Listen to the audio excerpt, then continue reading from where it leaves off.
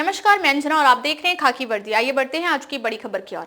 Nayanagar police थाने को cyber चोरों को पकड़ने में सफलता। 3.5 लाख से अधिक लोगों का डेटा हैक करने और डिलीट करने के साथ साथ शिकायतकर्ता को 1,51,00,000 रुपए का नुकसान पहुंचाने वाले अपराधियों के खिलाफ कार्रवाई। ग्राहकों द्वारा लोन पर लिए गए मोबाइल का EMI न भरने पर फोन लॉक करने वाला सॉफ्टवेयर बनाने वाली कंपनी के 3 कर्मचारियों ने यह गुनाह को अंजाम दिया।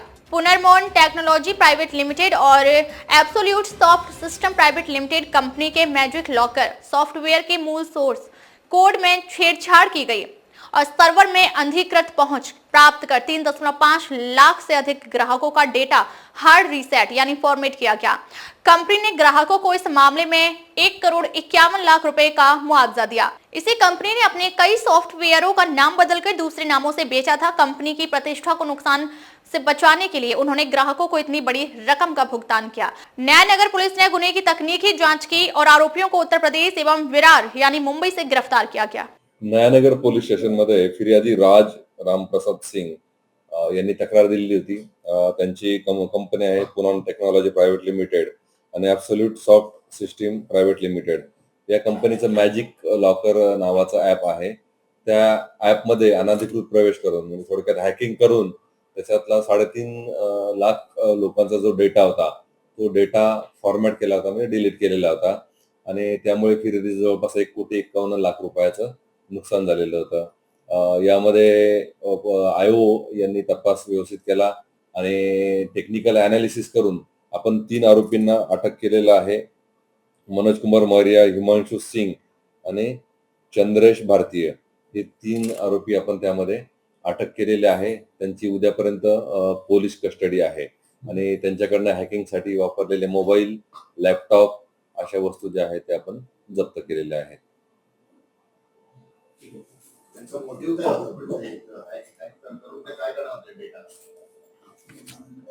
हॅकिंगचा उद्देश बरेच असतात, त्यात एक्स एम्प्लॉय होता आणि मग ते काहीतरी असं मनात राग ठेवून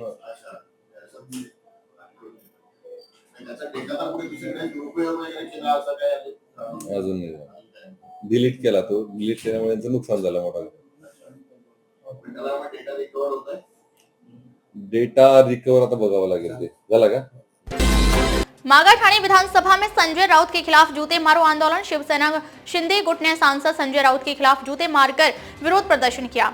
नीलम गोरे पर दिए गए आपत्तिजनक बयान के विरोध में आमदार प्रकाश सुर्वे के नेतृत्व में दहिसर पूर्व के अशोक वन में आंदोलन हुआ।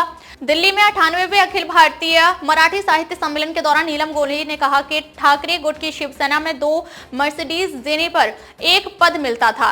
इस बयान पर ठाकरे गुट ने आपत्ति जताई, जिसके बाद संजय राउत ने नीलम गोरे के खिलाफ विवादित टिप्पणी की। प्रकाश सुर्वे ने कहा संजय राउत ने महिलाओं का अपमान किया है, उन्हें माफी मांगनी चाहिए।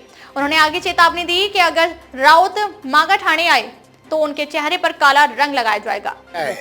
नीलम गोरे हमारी सभापति है, कई सालों से सभापति है और एक महिला का प्रतिनिधित्व करती है, एक मॉडल ऑफ महिला की है और उसके लिए उसने संजय राउत ने ऐसा बात करना वो बहुत गलत बात है। हम उसका निषेध करते हैं। छत्रपति शिवाजी महाराज के राज्य में छत्रपति शिवाजी महाराज ने महिलाओं का सम्मान किया और ये महिलाओं को अपमान करने का काम करता है, तो हम जाहिर निषेध करते हैं। और मैं उनको इशारा देना चाहता हूँ, अगर जिस दिन मेरे मागा ठाणे में आएंगे तो हमारी सभी महिला काला पोछ भी छोड़ेगी। अरे संजय राउत, शर्मनाक बात है ये जो उन्होंने बोले शब्द, एकदम शर्मनाक शब्द बोले। मर्द की लड़ाई मर्द से होनी चाहिए, मर्द की लड़ाई औरत से नहीं होनी चाहिए। ये एकदम विरोध वाली बात है और ये इतना गंदा काम है समाज में। मैंने तो किसी को बोलते ऐसा देखा नहीं आज तक। अभी अगर वो किसी दिन मुठभेड़ हो गई हम लोग से तो उस दिन मुंह काला करके बताया जाएगा कि भाई इसका क्या परिणाम है। जो उन्होंने बोला है वो बंद कमरे में बोला है ना, पब्लिकली जिस दिन आएंगे सामने उस दिन दिखाएंगे हम लोग की क्या ताकत है और हम लोग क्या कर सकते हैं। बार बार ऐसे 3-4 साल पहले भी इन्होंने महिलाओं पर ही बोला था, उसी महिलाओं को लेकर समस्या शुरू। मैं फिर से अपनी बात दोहराना चाहूंगा कि मर्द की लड़ाई मर्द से अच्छी लगती है, मर्द की लड़ाई औरत से नहीं अच्छी लगती ना। ये औरतों वाला काम किया है, मेरे लिए शब्द नहीं है इतना। क्या वो लेवल पे गिर के हम लोग बोल नहीं सकते हैं। जो लेवल पे वो क्रॉस करते हैं ना, वो लेवल हम लोग क्रॉस नहीं कर सकते। हम लोग में मान मर्यादा बची है अभी भी, मगर ये अगर इसी तरह होते रहा तो फिर मान मर्यादा उनकी कब निकल जाएगी रास्ते पे समझ में नहीं आएगा उनको। मंत्री बनने के बाद आज मैंने पहली बार गोरेगांव फिल्म सिटी का दौरा किया। इस दौरान विस्तृत चर्चा हुई और कुछ उद्घाटन भी किए गए, जिनमें बहुउद्देशीय सभागार और अत्याधुनिक स्टूडियो शामिल हैं। आज की चर्चा के बाद कुछ महत्वपूर्ण निर्णय और घोषणाएं की गई। मराठी फिल्म निर्माण के लिए नई पहल। मराठी फिल्मों की गुणवत्ता को ध्यान में रखते हुए गोरेगांव फिल्म सिटी में उद्यमियों और मराठी फिल्म लेखकों के लिए कार्यशालाओं का आयोजन किया जाएगा। ग्रामीण और शहरी युवाओं के लिए अभिनय कार्यशाला। ऐसे युवा जिन्हें अभिनय में रुचि है उनके लिए विशेष प्रशिक्षण शिविर आयोजित किए जाएंगे ताकि वे सिनेमा और अन्य क्षेत्रों में अपना करियर बना सके। मराठी फिल्म निर्माताओं के लिए कार्यशालाएं। मराठी फिल्म निर्माताओं की अक्सर शिकायत रहती है कि उन्हें आर्थिक व्यवस्थाओं में कठिनाइयों का सामना करना पड़ता है, इसलिए अब फिल्म निर्माताओं के लिए भी कार्यशालाएं आयोजित की जाएंगी, जिनमें फिल्म निर्माण की आर्थिक संरचना, तकनीकी ज्ञान और अन्य आवश्यक विषयों को शामिल किया जाएगा। दर्शकों के लिए फिल्म अवलोकन कार्यशाला। महाराष्ट्र में फिल्म साक्षर दर्शकों का निर्माण करने के लिए फिल्म अवलोकन कार्यशाला का आयोजन किया जाएगा। इसमें दर्शकों को मराठी फिल्मों की समझ और प्रेम और सराहना करने के लिए प्रशिक्षित किया जाएगा। अंतर्राष्ट्रीय मराठी फिल्म महोत्सव। अंतर्राष्ट्रीय स्तर के मराठी फिल्म महोत्सव की दिशा में कदम बढ़ाते हुए 21 से 24 अप्रैल के बीच मुंबई के देशपांडे अकादमी और रविंद्र नाट्य सभागार में इसका आयोजन किया जाएगा। नए स्टूडियो और लोकेशन का विकास। फिल्म सिटी का कुछ हिस्सा बुनियादी ढांचे के विकास कार्यों के कारण अस्थायी रूप से बाधित है। बढ़ती मांग को देखते हुए वहां नए स्टूडियो, वर्चुअल स्टूडियो और शूटिंग लोकेशन विकसित करने के लिए एक अध्ययन समूह गठित किया गया है। नागपुर और नासिक में फिल्म सिटी का विकास। नागपुर के रामटेक क्षेत्र में 100 एकड़ से अधिक भूमि पर फिल्म सिटी विकसित करने का सरकारी निर्णय लिया गया है। नासिक में 127 एकड़ भूमि पर फिल्म सिटी बनाने का निर्णय भी बैठक में लिया गया है। मराठी फिल्म नीति केवल स्टूडियो और सुविधाएं देने से काम नहीं चलेगा, बल्कि एक समग्र फिल्म नीति की जरूरत है। इसलिए अगले 2 महीनों में फिल्म सिटी का मास्टर प्लान और मराठी फिल्मों के लिए एक व्यापक नीति घोषित की जाएगी। मराठी भाषा और मनसे पर प्रतिक्रिया। सरकार की नीति मराठी में पढ़ने वालों को दंडित करने की नहीं है, इसलिए मराठी भाषा सीखने वालों पर कोई जुर्माना नहीं लगाया जाएगा। मनसे पर निशाना साधते हुए शैलार ने कहा, भारतीय जनता पार्टी पिछले 20 वर्षों से मराठी भाषा उत्सव मना रही है। मनसे ने मराठी के लिए क्या किया है यह दिखाएं। छत्रपति शिवाजी महाराज का जन्मोत्सव हमारी सरकार ने बड़े पैमाने पर मनाया, लेकिन मनसे सिर्फ बातें ही करती है। गोरेगांव चित्रनगरी को पहली बार मैंने विजिट की है मंत्री होने के बाद। पहले तो आया हूँ, मंत्री बनने के बाद आया हूँ। हमारे व्यवस्थापकीय संचालिका और हमारे अन्य अधिकारियों के साथ एक विस्तृत प्रेजेंटेशन बैठक हुई है, काफी चर्चा उसमें हुई है और कुछ महत्वपूर्ण निर्णय आज हम यहाँ पर घोषित कर रहे हैं।